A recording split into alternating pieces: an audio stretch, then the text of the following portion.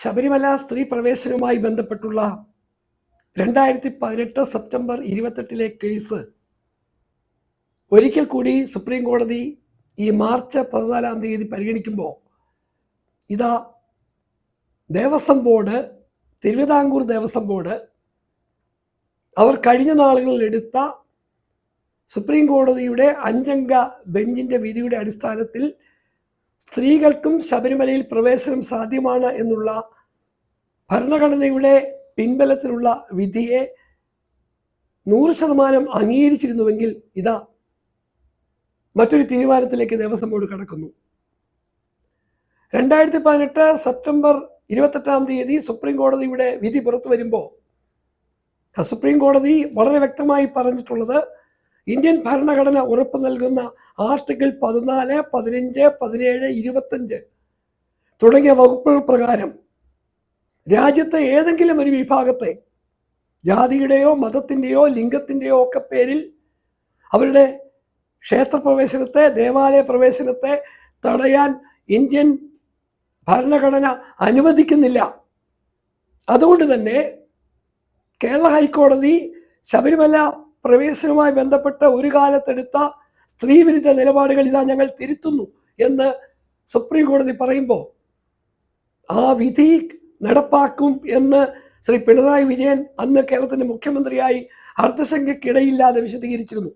അന്ന് അദ്ദേഹം പറഞ്ഞത്, ഞങ്ങൾക്ക് ചില വോട്ടുകൾ ഒരുപക്ഷെ ഇതിൻ്റെ പേരിൽ നഷ്ടപ്പെട്ടാലും ചലിച്ചുകൊണ്ടിരിക്കുന്ന ഒരു സാമൂഹ്യ വ്യവസ്ഥിതിയിൽ നിലവിലുള്ള ആചാരങ്ങൾ ഏതെങ്കിലും ഒരു വിഭാഗത്തെ ദൃഢപ്പെടുത്തുന്നുണ്ടെങ്കിൽ അത് തിരുത്തുവാൻ ഞങ്ങൾ ബാധ്യസ്ഥമായിരിക്കും എന്നായിരുന്നു അദ്ദേഹം പറഞ്ഞത്. എന്നാൽ നമുക്ക് 2018 ശേഷം പമ്പയിലൂടെ കൂടുതൽ വെള്ളം വീണ്ടും ഒഴുകിപ്പോയെന്ന് നമുക്കറിയാം. അപ്പോഴും ഇന്ത്യൻ ഭരണഘടന വിശ്വാസികൾക്ക് അനുവദിച്ചിരിക്കുന്ന ദേവാലയങ്ങൾ പ്രവേശിക്കാനുള്ള അവരുടെ അവകാശം, പ്രാർത്ഥിക്കാനുള്ള അവരുടെ അവകാശം, അസ്പൃശ്യത, തുല്യതയില്ലായ്മ ഇവ ഇവിടെ നിലനിൽക്കുന്നത് തെറ്റാണ് എന്ന് ബോധ്യപ്പെടുത്തുന്ന ഒരു വിധിക്ക് എതിരായി മറ്റൊരു വിധി ഉണ്ടാക്കാൻ ഇതാ ദേവസ്വം ബോർഡ് അവരുടെ പഴയ നിലപാടുകളെ തെരുവിൽ ഉപേക്ഷിച്ചിരിക്കുന്നു. ഇവിടെയാണ് കേരളത്തിൻ്റെ പൊതുമണ്ഡലം, കേരളത്തിൻ്റെ സാമൂഹ്യ മണ്ഡലങ്ങളെ പൊളിറ്റിക്കൽ റിലീജിയനിസം, ഹിന്ദുത്വ രാഷ്ട്രീയം ശക്തമായി പിടിമുറുക്കിക്കൊണ്ടിരിക്കുമ്പോൾ അവർക്ക് എല്ലാം വിട്ടുകൊടുക്കാൻ ഞങ്ങളും തയ്യാറാണ് എന്ന് ഇടതുപക്ഷ സർക്കാർ നേരിട്ടോ അല്ലാതെയോ പ്രഖ്യാപിക്കുന്നത്. നോക്കൂ, ലോകത്താകെ ഉണ്ടാക്കിയ മാറ്റങ്ങൾ, ആചാരങ്ങളിൽ ഉണ്ടാക്കിയിട്ടുള്ള ഗൗരവതരമായ ചില പൊളിച്ചെഴുത്തലുകളിലൂടെയാണ്.